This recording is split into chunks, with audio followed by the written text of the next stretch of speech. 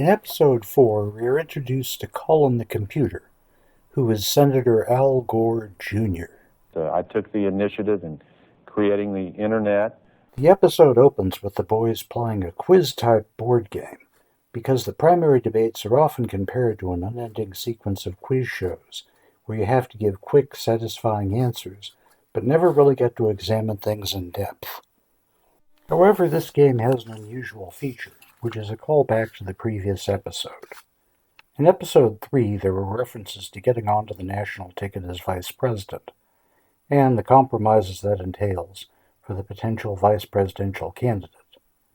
However, the board game in this episode represents the pitfalls of picking a vice president after you've won the primaries. The game has a door in the middle of the board, which is presumably the goal. This board structure is found most famously in the old board game Mystery Date, where at the end you'd open the door and find out if you wound up with a hot date or a dud.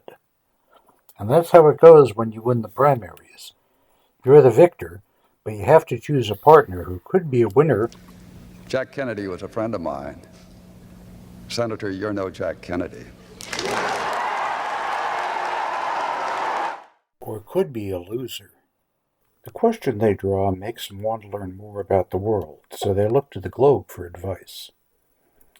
The Globe represents Secretary of State Al Haig, whose main strength as a candidate was his knowledge of geopolitics. But he's cut off by Gore, whose arms control and geopolitics credentials were impressive as well. However, Gore mainly talks about himself and how clever he is, and when Red Guy points out they already have a computer, Gore cuts him off too. The computer is Dick Gephardt, who was an early Brewster of high-tech industries.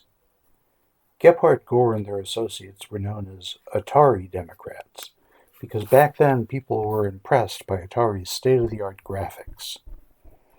When Red Guy calls Colin out on his uniqueness as a clever computer, it's part of an increasingly common pattern. Red is the character most likely to call bullshit on something. This is a characteristic he shares with Joe Biden, a man with a long history of speaking out of turn and making uncomfortable observations about what's going on. Colin the computer's actions are characteristic of Al Gore in 1988.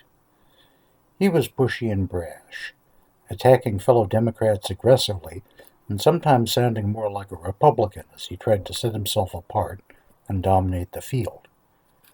Journalists said he was feeling his oats, and oats are a recurrent theme in this episode, even in the last scene, where Colin is played by a box of oats. Colin collects personal information from the others, as computers are wont to do, and he asks them if they prefer cow or goat's milk. A strange question, but Al Gore is known to be a fan of goat's milk ice cream, and a fan of spider goats, genetically modified goats who secrete spider silk protein from their udders. These goats can spin a web of any size, giving them the potential ability to catch thieves, just like flies. When he asks where they live, Duck says, "I live in my house." This is a reference to the upper house of Congress, the Senate, where Bob Dole worked such long hours that he practically lived there. When Red Guy touches Colin's keyboard and Colin flips out, it's a reference to Biden getting too touchy-feely at times. But it's also a reference to a scene in What It Takes, where Gary Hart tried to grab Gore's hand at a political event to get himself in a picture, and Gore jerked his hand free, much to Hart's embarrassment. At one point in Colin's song, he brags about how quickly he can count to 50. This is a reference to Gore's unusual primary strategy. The first two contests, the Iowa caucus and the New Hampshire primary, are hotly contested because candidates want an early win to give their campaigns a boost. But Gore decided to concentrate on the South instead, and skipped campaigning in those early states. So his trick for counting to 50 quickly involved skipping some of the numbers. Gore's absence in Iowa also explains why the main characters, who had been on a missing persons poster in the last episode, now show up on the back of a milk carton.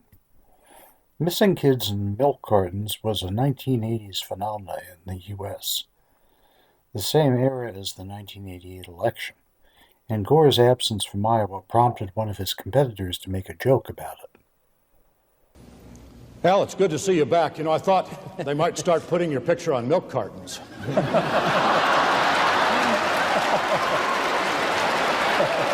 This joke, made at the Des Moines, Iowa debate, was a big mistake, because the first kids to wind up on milk cartons were two missing paper boys in Des Moines who were never found. Governor Babbitt had to issue an apology, and it became a national story. Governor Babbitt is a minor character in Don't Hug Me, I'm Scared, but we've already seen him in episode 1. He's the cactus, because he was governor of Arizona. And he's making that gesture because Babbitt was the first candidate to say taxes would have to be raised, and he attacked his opponents for skirting the issue. This was a big fuck you to the rest of the Democratic field. When they finally got to Colin's virtual world, the digital world. Digital world, they discover that back in the 80s the options are somewhat limited. The Bush presidential campaign in 1988 used computers for basic tasks, spreadsheets, bookkeeping, and yes, lots of graphs, but not much else. But by 1996, when Dole won the nomination, things were advancing, with websites and online donations. Dole was all in on this, partly because it worked, and he was basically a pragmatist, but also because it was a remedy for his image as the nation's cranky old World War II vet uncle. He seemed like the kind of guy who couldn't program a VCR, and some digital style would make him seem current. And it was this digital currency which he sought. Gore was, of course, all in on computers, and his 2000 campaign was the start of modern politics. Red Guy is left out of all this, because at the time this episode was produced, Biden hadn't had a presidential campaign of his own. But he had other problems. He had a couple of bulging aneurysms that were squeezing his brain whenever his blood pressure went up, like during public appearances. There were blinding headaches, random floods of adrenaline. Sometimes he'd get lost and skipped lines in his speeches, like attributions for quotes. This brought on the Biden plagiarism scandal, which wasn't so much of a scandal as a medical emergency. Biden withdrew from the election, realizing that the modern media wasn't really interested in telling the real truth so much as selling their own manufactured version of it.